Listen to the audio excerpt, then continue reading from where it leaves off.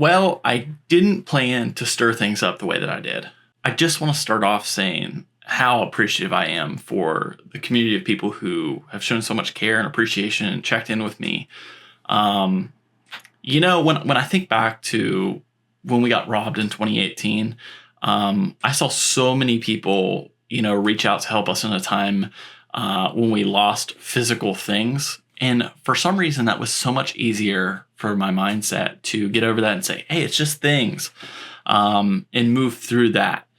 Whereas in this time of need, I'm feeling the same sort of gratitude that I had back then, in the sense that I have this really beautiful community and people who care for me. But this emotional battle is significantly harder. So much easier when we just got robbed of a bunch of items and those things were taken from us. And it was very clear on how to rebuild the business and do all those sort of things.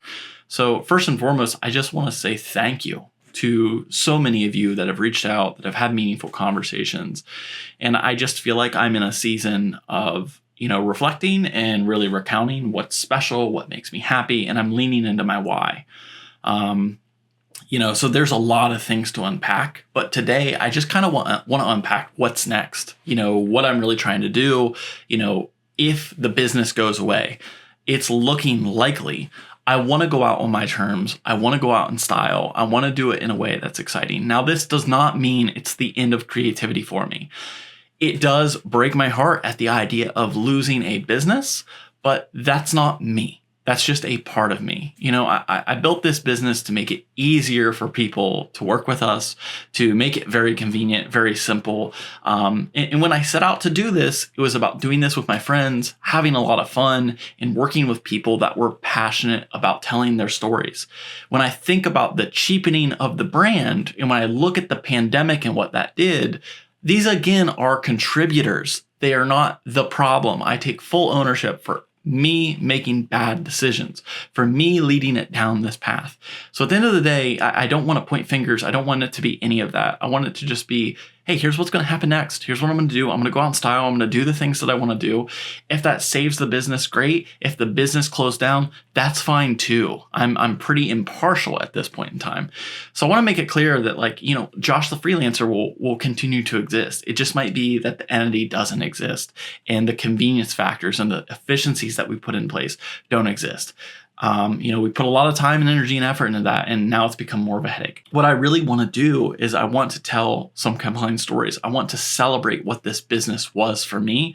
So even in making content and how I want to close things off, I am going to be talking about different projects that honestly, were beautiful to me. Instead of it being from a marketing or a strategic standpoint that helps an artist or helps a business, I'm just going to tell the story from my perspective, so I can look back a year from now, 5 years from now, 10 years from now, and I can be proud of what we made, and I can remember these memories, and it feels like something that's special to me rather than something I regret or have these negative emotions around it.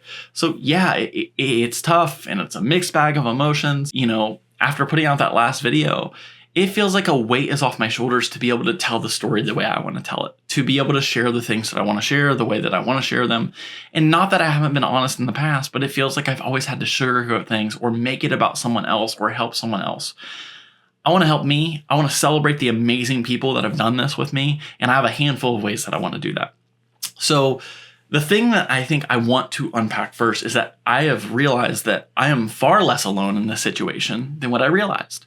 And that breaks my heart the most. I have a lot of close friends and I've shared a lot of these feelings with them. But putting that video out there, it was kind of to put the flag in the ground and say, hey, we're going down in style. And, this is going to signify that we're going to tell a different story going forward. And I'm going to share the things the way that I want to share them. What really breaks my heart is how many people related with that video.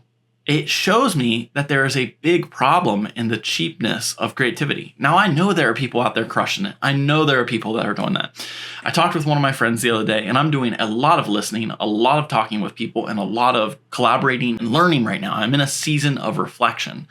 One of my friends kind of shared something. He says, there is a difference in being an achiever and being an artist. He says, you have kind of bridged the gap on both of those things, but I see you more as an artist.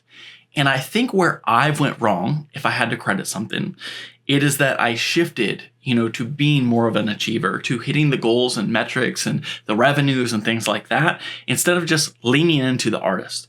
When I look back at my past, there are a lot of things that I've done wrong. There's a lot of things I've done good.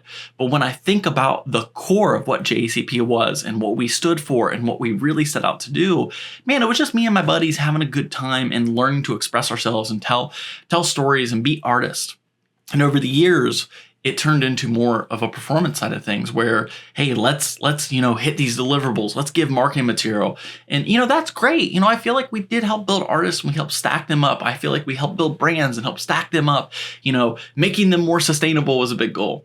But I think in the process of that, we cheapened what our process is, what makes it unique. And I think the uniqueness is my friends coming together. It's not that we would just hang out. It's that I'm an insecure artist, that I don't know what I'm doing. And while I am pretty capable and pretty efficient in a lot of things, the magic of hiring me was bringing in the mix of people that love making art together, us making those special memories, us being challenged and overcoming those challenges. That's what made us special. That's my why. That's what I love doing.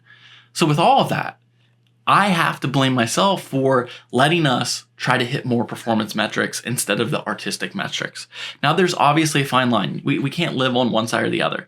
One of the things that I love the most is I don't believe in just capitalism, but I believe in compassionate capitalism. And what I mean by that is that when I can bring on a job and when I can work with someone else, I'm able to create jobs and create experiences and help level people up, help give them the opportunity to express themselves as artists, help them start a good business. I don't like the word competitor because I see worthy rivals. I've never been scared to give things away because I want to make more worthy rivals. I want people that are competitors, that are building amazing businesses, that are challenging and innovating the industry. That's what I set out to do. And in this moment of reflection, it's like, how do I get back there? When I look at what the next couple of months are, it's not that we're done taking on work. If you've been sitting on the fence and you've been thinking about hiring me, the time is now. And I'm not saying I'm going to say yes to it. I don't want to take on every project, but I want to take on projects that I feel like we can add our unique taste to. We're good storytellers. We're good at documentary storytelling. We're good at elevating, a brand with a great, beautiful story. I'm willing to tell that story. We're great at working with bands. I know the process inside and out. I know how to make a beautiful music video, but I want to take on the projects where I see that same passion from the business owners, from the bands. And, I want to close the doors on Mylan and JCP saying, hey, here's a body of work. Here's 6 months of work. Much like when we started out, we would just find projects we believed in and we would tell those damn stories. That's where I'm at right now. I want to close out the remainder of this year telling damn good stories. I also want to make sure I can celebrate all the amazing people that helped build this business, that helped believe in me, that helped keep me moving along all these years when things were really tough. So there's a lot of things I want to achieve, but at the forefront, it's getting back to what got me started in this thing. It's celebrating all the community that has believed in me in a long time. And it's helping highlight some of the purpose and the deeper issues here. When I look at the problem, there's kind of 2 areas to it. I think the main thing that this last video revealed is that there needs to be more awareness. There needs to be more conversation. That was a hard damn conversation for me to have. I killed off all my socials. I turned off all my notifications. And, the only thing that came through was text messages. And I just set it out there. There was a part of me that was scared to put that out into the world, mostly because I thought there would be a lot of people that would try to convince me to just keep things going, to just, try a little harder, to do more things. Instead, I was greeted with a lot of empathy, and also it was saddening me, the fact that so many people were dealing with the same issue that I was dealing with. That breaks my heart. That shows me that awareness is the first step. I am willing to have that conversation. I'm going to continue to have that conversation. And I want to really peel back the layers and educate on what it looks like building this business and what we set out to do and where we maybe got off course. So part of what I want to do is I want to create content that helps educate around some of these issues, that talks about some of these things. Because I do think as creatives, we do need to stand our ground. We need to stand firm. It's not that the client is wrong and that we're right. It's about how do we compromise and how do we collaborate. And I think where I've seen more things go wrong is we haven't been on this compromise word for a long time. It's been sacrifice.